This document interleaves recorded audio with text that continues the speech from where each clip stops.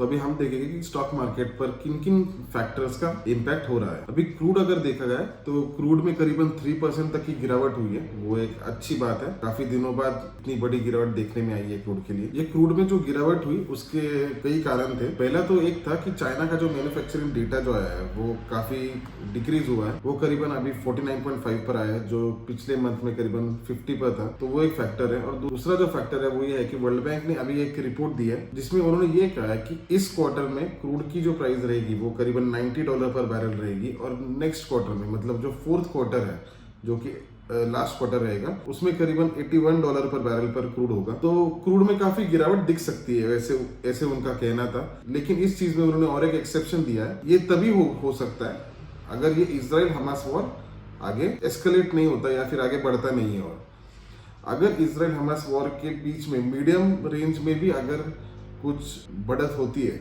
इस कंफ्लिक्ट में, तो उसमें उनका ये कहना था कि वो करीबन $121 पर बैरल पर क्रूड जा सकता है। और अगर इजराइल हमास वॉर कुछ ज्यादा एस्केलेट होता है, उससे भी ज्यादा अगर एस्केलेट हो, तो उस क्रूड ऑयल की प्राइस उनका कहना था कि $157 पर बैरल तक जा सकती। लेकिन ये जो प्राइस है वो सिचुएशंस के आधार पर है कि ये कंफ्लिक्ट कहां तक जाएगा और फिर उसके इम्पैक्ट क्रूड पर कैसे होगा। अभी डाउ में काफी अच्छा राइज हमें दिखाई दिया है। वो डाउ में राइज इसके कारण था क्योंकि अभी जो फेड की पॉलिसी स्टार्ट हो गई है, अभी उनकी 2 डे मीटिंग चल रही है और इस मीटिंग में लगभग ये तय है कि इसमें फेड रेट हाइक ना हो। लेकिन आगे का अगर जो डेटा है एम्प्लॉयमेंट डेटा वो कैसे आते हैं उस पर फिर दिसंबर में राइज हो सकती है, ऐसा भी एक अजम्पशंस निकल के आ रहे हैं। और इंडियन मार्केट के लिए जेफरीज ने एक स्टेटमेंट दिया था कि अगर 2024 पोल में अगर बीजेपी लूज करती है तो करीबन इक्विटी मार्केट्स में 25% तक का फॉल हो सकता है। तो ये कुछ चीजें जो अभी फिलहाल मार्केट को इन्फ्लुएंस कर रही है।